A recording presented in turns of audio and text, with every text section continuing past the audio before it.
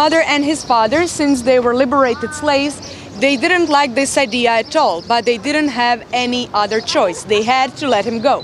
They did good because he became extremely successful. By the age of 30, he was already general in charge of whole eastern part of Roman Empire, and in 284 AD, he decided to take over the throne. He called his 3 friends, 3 generals. They got some army together of total 100 soldiers. He went to Rome, walked in the middle of a meeting that emperor before him called Aper was holding. He walked in the middle of everything, stabbed the knife in his heart, killed him, and said, "From now on, I'm the new emperor."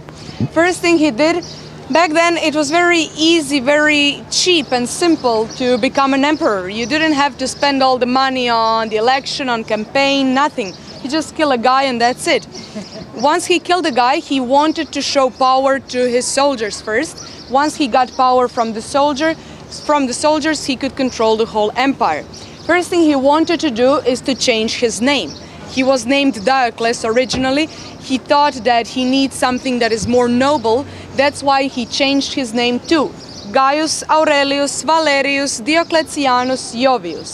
English version would be Diocletian, so try to remember the name. I will be using it throughout this whole tour. And second thing, he predicted that at one point in his life, someone will eventually come and try to do the same thing. Someone will try to kill him.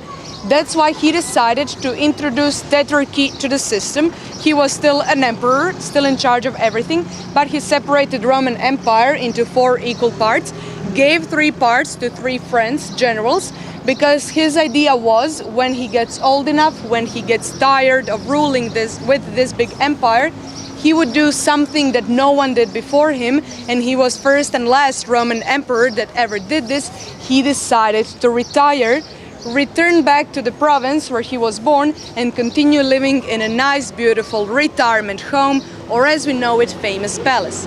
Good for us, his 2 architects picked this area right here. So you're looking at this front south wall that goes from this corner tower in front of us all the way down to that house with 4 green shut windows. This would be front wall. We're going to make a next stop in front of an image that shows us how palace looked originally. So I will explain you everything in more details. You will see what they did in each and every part. And today we are going to walk through the complete palace. So you will get the idea how big somebody's private house was. So let's start. We move to the first map.